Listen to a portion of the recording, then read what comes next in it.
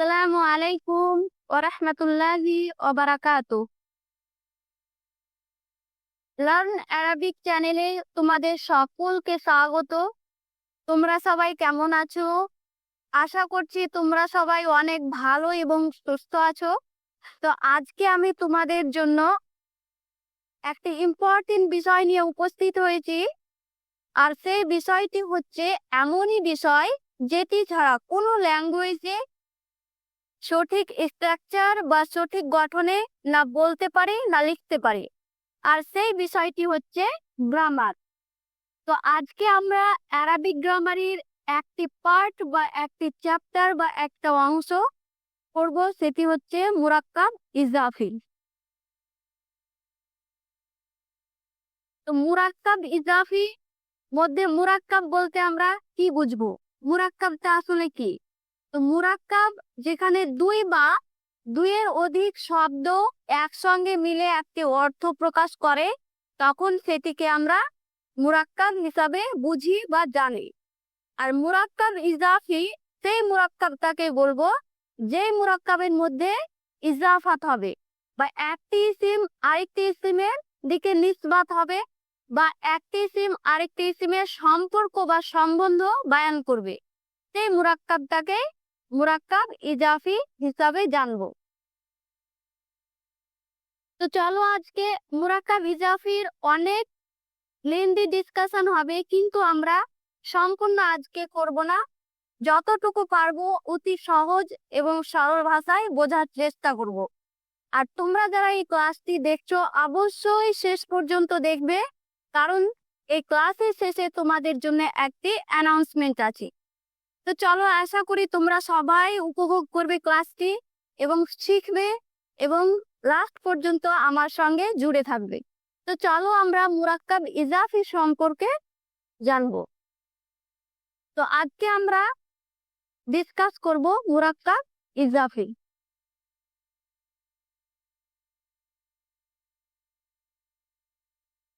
মুরাক্কাব ইজাফি discuss করার আগে আমরা কিছু উদাহরণ দেখব বা উদাহরণ জানব। এইখানে দেখো, আমি একটি উদাহরণ লিখছি।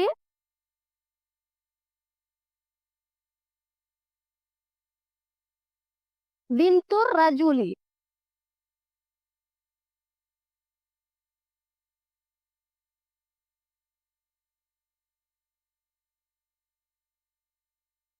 তিলমিজুল মাদ্রাসাতি।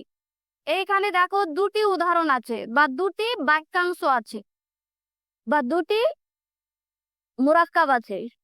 এইখানে একটি, এইখানে একটি। তো এইখানে দেখো বিনতুর রাজুলি মানে ব্যক্তিটির মেয়ে। এইখানে দেখো দুটি ইসিম আছে, বিন্ত একটি ইসিম আর রাজুল একটি ইসিম। তো এইখানে দেখো ব্যক্তিটির মেয়ে বলতে কি বোঝাচ্ছে? এখানে সম্পর্ক বোঝাচ্ছে দুটি ইসিমের, মানে ইজাফাত করতে। বিন্ত একটি শব্দ, সেটি ইজাফাত করা হচ্ছে কার দিকে? মানে রাজুলের দিকে, মানে ব্যক্তিটির, মানে ব্যক্তির দিকে। আর কাকে ইজাফাত করা হচ্ছে বা কার সম্পর্ক স্থাপন করা হচ্ছে? বিন্ত মেয়েটির। তো এখানে আমরা দুটি অংশ পাচ্ছি, একটি যার ইজাফাত করা হচ্ছে বা যার সম্পর্ক স্থাপন করা হচ্ছে, আর আরেকটি ইসিম যার দিকে ইজাফাত করা হচ্ছে বা যার সঙ্গে কি করা হচ্ছে? সম্পর্ক স্থাপন করা হচ্ছে। এইখানেও দেখো একই রকম দুটি ইসিম, একটি হচ্ছে তিলমিজ আর একটি হচ্ছে মাদ্রাসা। তো তিলমিজ মাদ্রাসাতি মানে মাদ্রাসার স্টুডেন্ট। তো এইখানে তিলমিজ যে শব্দটি আছে বা যে ইসিমটি আছে, এটি ইজাফাত করা হচ্ছে কার দিকে? করা হচ্ছে মাদ্রাসার দিকে, মানে মাদ্রাসার দিকে কি করা হচ্ছে? নিসবাত করা হচ্ছে, অথবা কি করা হচ্ছে? সম্পর্ক বায়ান করছে। মানে তিলমিজের যে সম্পর্কটা কার দিকে করা হচ্ছে? মাদ্রাসার দিকে, মানে মাদ্রাসা স্টুডেন্ট। তো এখানে আমরা অবশ্যই আশা করি উদাহরণ দুটি বুঝতে পেরেছি।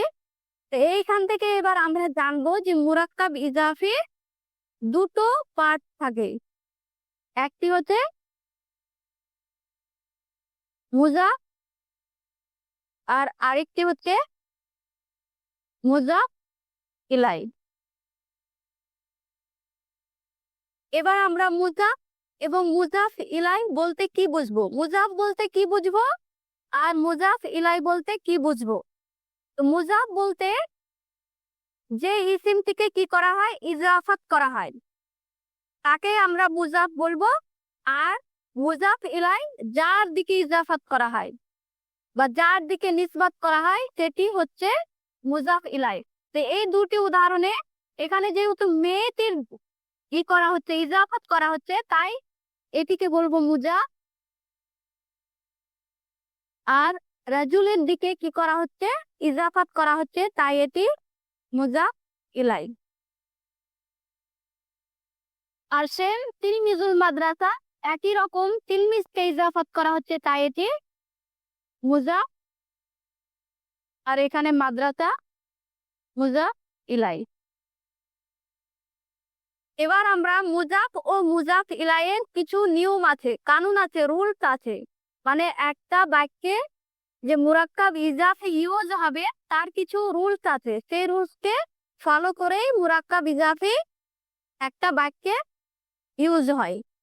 তো চলো আমরা সেই রুলস গুলো জানবো, কেননা সেই রুলস না জানলে আমরা অবশ্যই ইউজ করতে পারবো না, বা ইউজ করলে আমরা ভুল ইউজ করবো, সঠিক স্ট্রাকচার করতে পারবো না। তো চলো আমরা সেই রুলস গুলো জানবো। আমরা মুজাফ এবং মুজাফ ইলাইয়ের সম্পর্কে এবার মুজাফ ও মুজাফ ইলাই।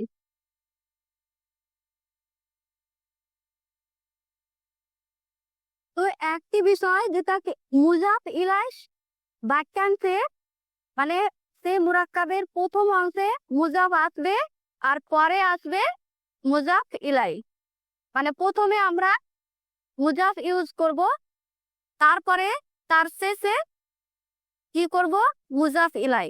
মানে যে বাক্যাংশটা বা যে মুরাক্কাবটা মুরাক্কাব ইজাফি হবে তার মুজাফ অংশটাকে প্রথমে দেব বা প্রথমে ব্যবহার করব, আর মুজাফ ইলাইটাকে পরে ব্যবহার করব। এটা হচ্ছে এর প্রথম রুল। আমরা কখনোই বিন্তু বিন্তু রাজুলি কে কখনোই আর রাজুলি বিন্তু করতে পারি না, কখনোই হবে না। মুজাফটা প্রথমে হবে আর মুজাফ ইলাইটা পরে। এবার 2 নম্বরে জানবো যে মুজাফ যে অংশটা বা মুজাফ যে ইসিমটা সে কখনোই আলিফ লাম বা তানবিন, তানবির বলতে 2 জাবার 2 জের 2 পেশ, কখনোই তানবিন বা আলিফ লাম গ্রহণ করে না। মানে মুজাফ এই যে এই অংশটা, এই অংশের জায়গায় যে কোনো ইসিমই থাক না কেন সে কখনোই আলিফ লাম অথবা তানবিন গ্রহণ করবে না। মানে সেই ইসিমটার উপরে না আসবে আলিফ লাম, না আসবে তানবিন। আর 3 নম্বরে আরেকটি ইম্পর্টেন্ট বিষয় আমরা জানবো যে মুজাফ ইলাই,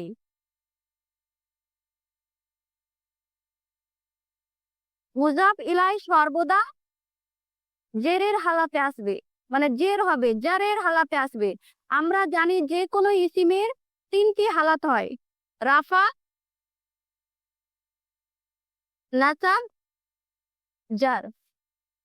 এই 3টি হালাতের মধ্যে যে জার হালাতটি আছে সেই জার হালাতটি সর্বদা হবে মুজাফ ইলাই হবে। মানে মুজাফ ইলাই যে শব্দটি থাকবে, যেমন আর রাজুল, এর জায়গায় যে কোনো ইসিমি থাক না কেন মুজাফ ইলাই সেটি কি হবে, জের হবে, কখনোই জাবার বা পেশ গ্রহণ করবে না। এটি 3 নম্বর ইম্পর্টেন্ট কথা। মানে এই যে নিয়ম বা এই রুল বা এই কথাগুলো অবশ্যই মনে রাখতে হবে মুরাক্কাব ইজাফি ব্যবহার করার জন্য। এগুলো যদি না আমরা জানি বা মনে রাখি তাহলে অবশ্যই আমরা স্ট্রাকচার বা গঠনে অবশ্যই ভুল ইউজ করব।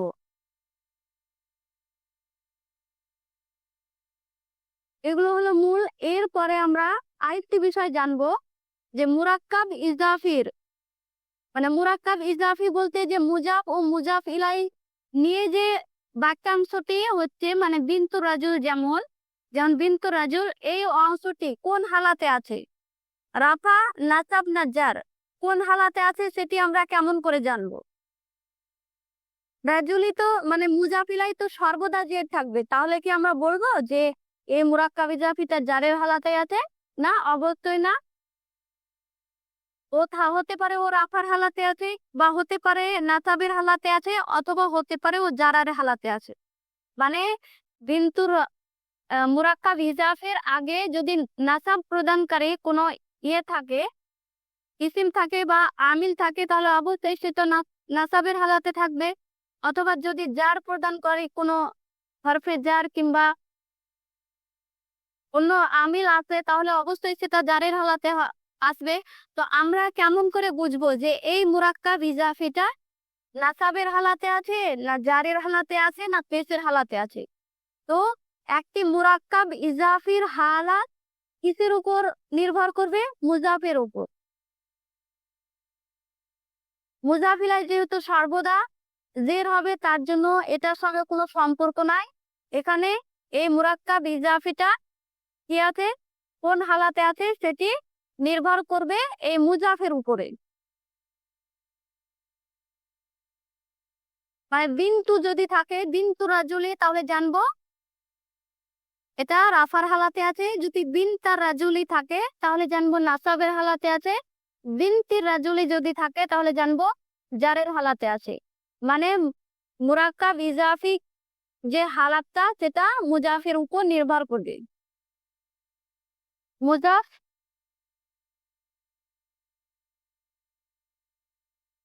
মুজাফের উপর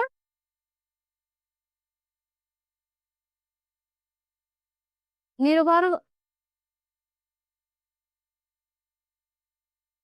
করবে হালাত।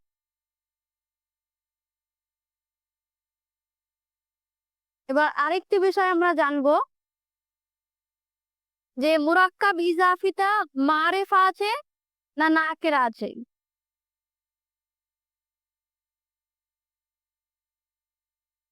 মারেফা বলতে নির্দিষ্ট, আর নাকেরা হচ্ছে অনির্দিষ্ট। তো মুরাক্কাব ইজাফিটা ওটা মারেফা আছে না নাকেরা আছে সেটা আমরা কিভাবে বুঝবো? সেটা আমরা বুঝবো মারেফা নাকেরা নির্ভর করবে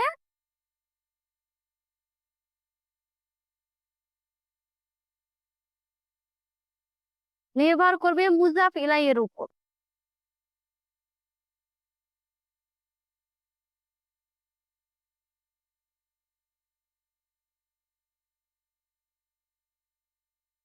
যেহেতু মুজাফ কখনো আলিফ লাম, আমরা সবাই জানি যে আলিফ লাম একটা মারেফার চিহ্ন বা নির্দিষ্টর একটা চিহ্নকরণ।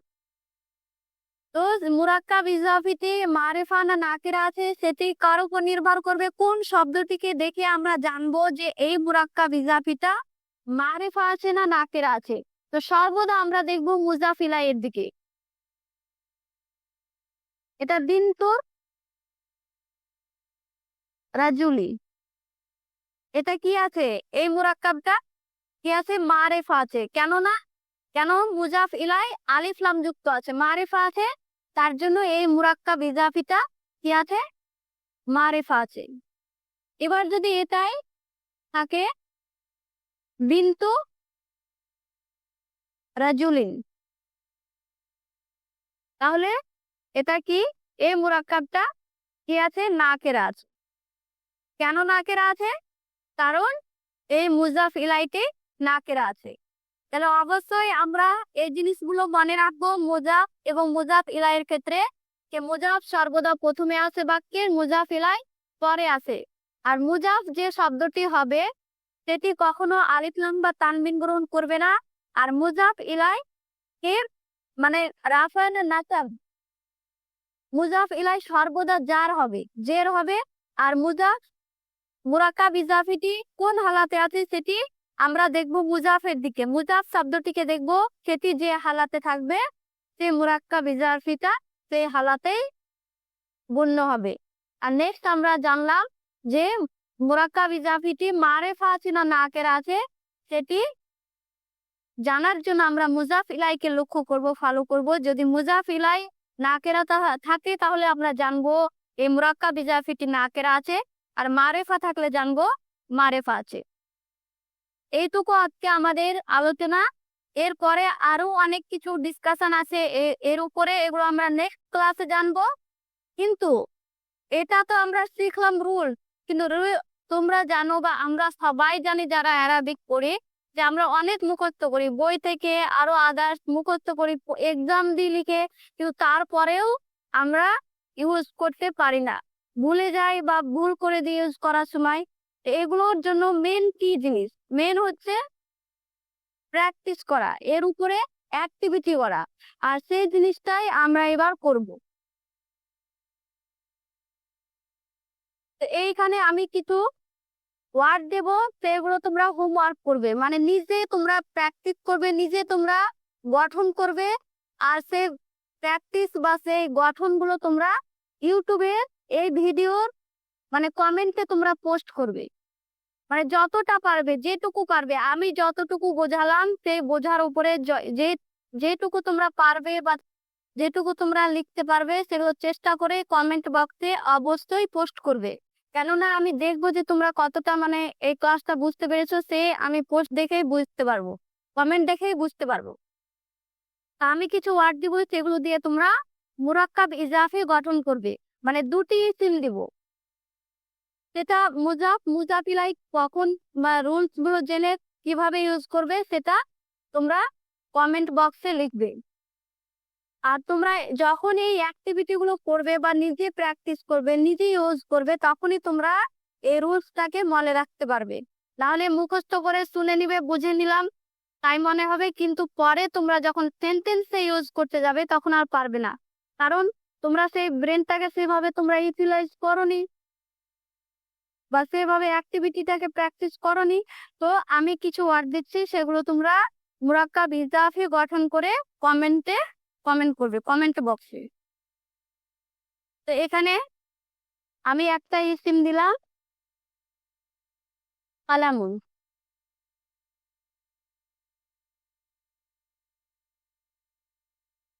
বিনতুন।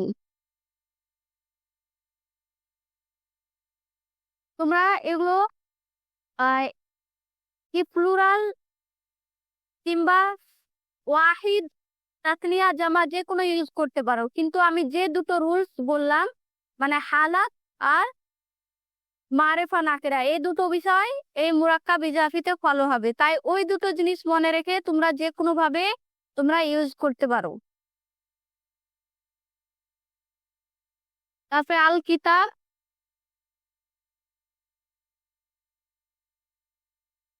ইসমুন, ওয়ালাদুন,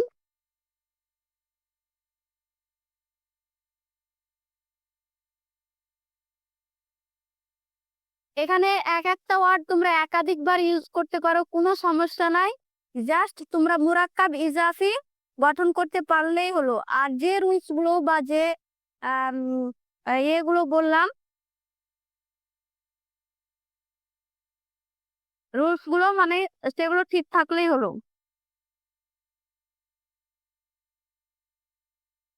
বাবুন, মাকতাবাতুন,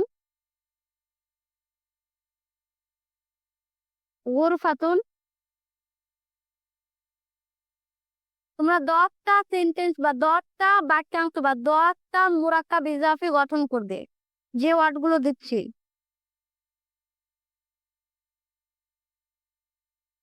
জুনাইনাতুন,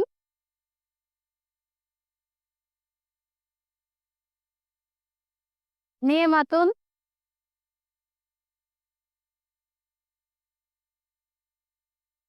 নাফিজাতুন,